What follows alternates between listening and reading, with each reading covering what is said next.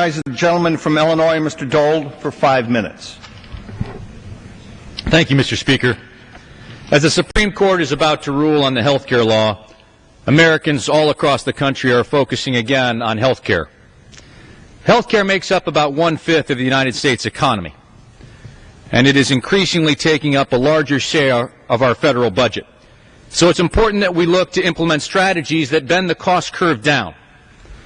Scientific research over the years has enhanced our understanding of disease and has continuously led to many breakthrough treatments. However, it is critical that we emphasize not just treatment, but specifically cures to diseases as well.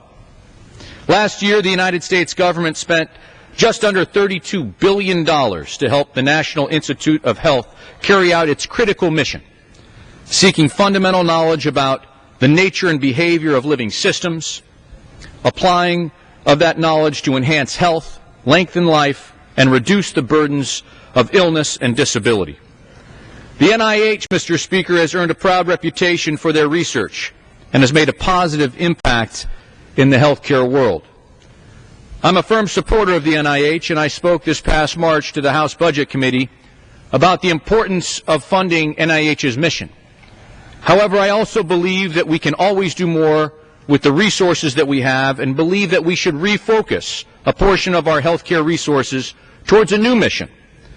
One idea that has been brought to me is a center that concentrates exclusively on eliminating disease rather than continuing the practice of just treating disease.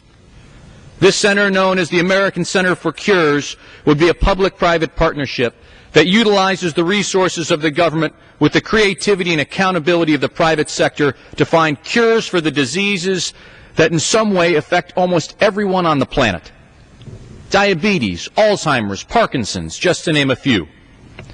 By bringing our nation's best and brightest minds together, from business boardrooms to scientists from around the world, the center would singularly devote its efforts to curing diseases by establishing renewed lines of communication amongst the world's most reputable scientists, funding collaborative research, unblocking bottlenecks in clinical research, facilitating speedy clinical trials, and ensuring that the research performed remains focused on outcomes and results.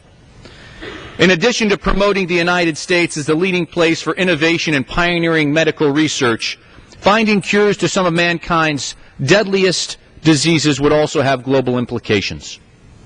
The money saved by not having to dedicate it to treating or managing a disease could be freed up and invested in education, in infrastructure, in deficit reduction, and we would be able to further help raise the standards of living for everyone in developing nations and around the globe. During these difficult fiscal times, Mr. Speaker, here in our own country, we have to start thinking differently. Today, we spend approximately $235 billion annually on treating diabetes alone. Think about the cost if we add Alzheimer's and Parkinson's. If the American Center for Cures could find a cure, think about the possibilities. Think about the good we could do, for instance, with $235 billion extra dollars right here. That's what we spend in our country. Think about what gets spent all around the globe. We need to start thinking differently, Mr. Speaker. Change is hard, and change in Washington is even harder. But I believe that we have an obligation as stewards of our taxpayers' hard-earned money, not only to effectively allocate their tax dollars in a manner that produces results, but change the way that we look at all the possibilities for our future. This mission could impact not just every American life, but every human on the planet.